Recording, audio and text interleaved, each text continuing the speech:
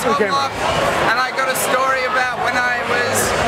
16. I went over to Dubai, and a mate lives over there, and he knows all the locals. You know that movie Fast and the Furious? Every Thursday night at about 2 o'clock, all the sheikhs and the princes, they go out into the middle of the desert, and there's this strip of straight road that ends in a roundabout in the middle of the desert, and they all take their Ferraris and their hotted up Jeeps and all this stuff, and they just burn down this road. It goes for like kilometers, ages, and they just drag down. And it just so happened that when we were over there, one of the sheikhs had died, and they declared that everyone had to stay inside. But anyway, they all went out and they're dragging their things, and there was a massive cop raid on the whole thing. But while the cops were raiding the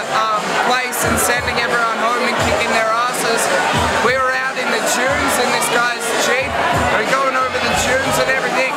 and this car starts tailing us, and so we're driving,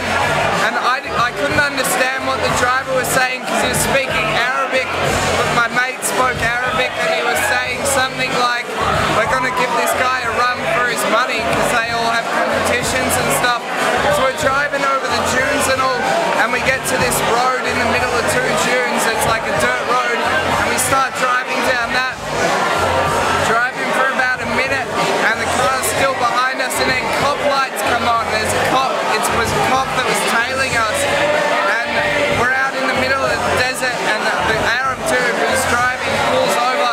and these 2 guys get out of the car, and they're armed with full-on machine guns, and they walk up to the car, and one's at one side, got the gun pointed at my mate, the other's on the other side, got the gun pointing at the driver, and they're screaming in Arabic, and I'm sitting in the back of the car, don't know what the hell they're saying or what's going on. I was just freaking out so bad, because we could have got shot and no one would have known, like we were in the middle of the desert. And anyway, they ended up taking us back to the cop station and arresting us, and they kept us in jail for 6 hours, and we're in this cell, and there were these gnarly dudes in there, like, and I was so scared, man, and they kept us, and then in the end the driver had to fill out this report about his car and stuff, and the cops were like, yeah, you better take out all the illegal stuff in your car, because he had all these illegal like lights,